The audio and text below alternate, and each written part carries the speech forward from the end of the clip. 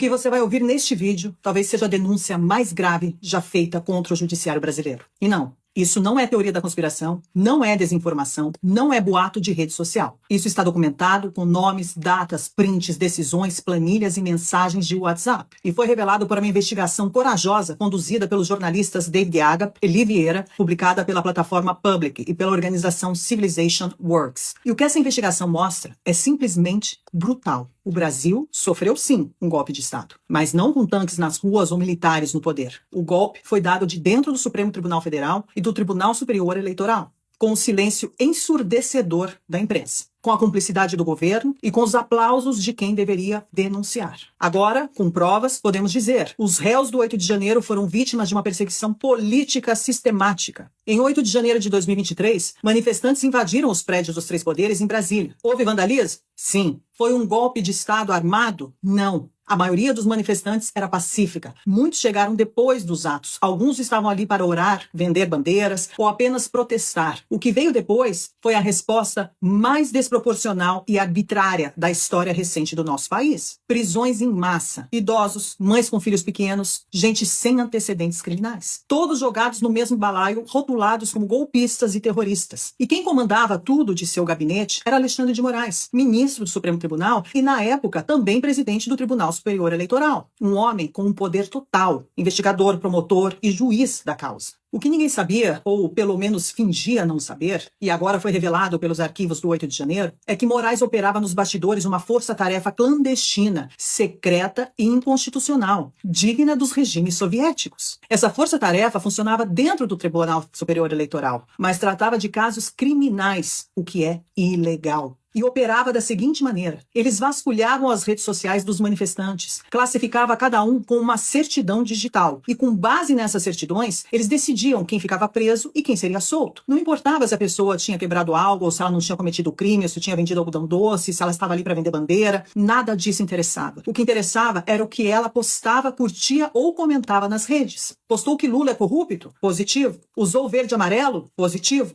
Compartilhou memes sobre as urnas eletrônicas? Positivo. Se a sua certidão era positiva, você continuava preso e ponto.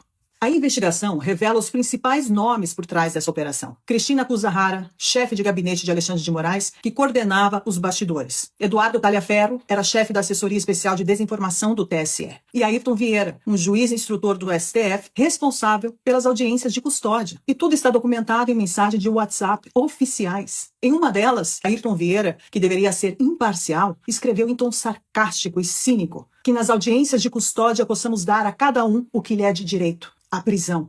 Em outra mensagem, Kuzahara ordena: a PGR pediu liberdade provisória para eles, mas o ministro não quer soltar sem antes a gente ver nas redes se tem alguma coisa.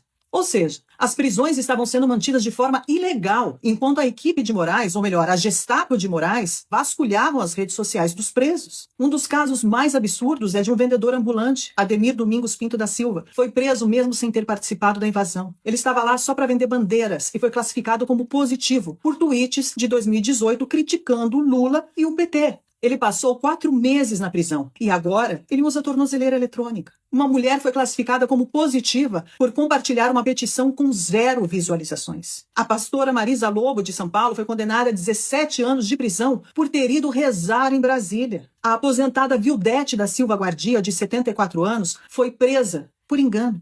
Depois de 21 dias e um sangramento intestinal, ela foi libertada. Os dados ilegais e o sistema paralelo para identificar os manifestantes, a equipe de Moraes acessou bancos de dados sigilosos, e esse é o ponto gravíssimo. Ele acessou a GestBio, que é a biometria facial e impressões digitais de todos os eleitores do Brasil. Ele acionou a Receita Federal, ele acionou a RENAC, que é o cadastro de motoristas, tudo isso sem ordem judicial. Esses dados foram cruzados com postagens e redes sociais para montar dossiês secretos. Foram emitidas 1.398 certidões. Quem tinha certidão positiva, mesmo sem ter cometido crime, continuava preso.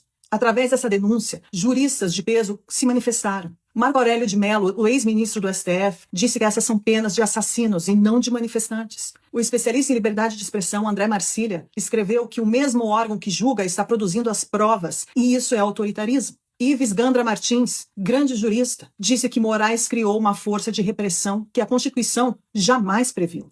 A gravidade do escândalo rompeu as fronteiras. O governo dos Estados Unidos, que já sabia de tudo isso, sancionou Alexandre de Moraes por violações de direitos humanos. Donald Trump aplicou uma tarifa de 50% sobre exportações brasileiras, em resposta ao processo político contra Bolsonaro e pessoas inocentes. Lula respondeu dizendo que o Brasil é soberano. Mas os arquivos, senhor Lula, provam que a soberania popular foi sequestrada por dentro das instituições. Esta é a maior denúncia já feita contra o sistema de justiça brasileiro. É um verdadeiro escândalo. As revelações contidas nos arquivos do 8 de janeiro não são apenas constrangedoras, devastadoras, elas são criminosas. Pela primeira vez, temos provas documentais com nomes, datas, ordens internas de que o Supremo Tribunal Federal e o Tribunal Superior Eleitoral operaram como braços de um projeto de poder e não como garantidores da Constituição. Alexandre de Moraes, mesmo sancionado pelo governo dos Estados Unidos sob a lei Magnitsky por violar direitos humanos de cidadãos brasileiros, segue exercendo suas funções como se nada tivesse acontecido.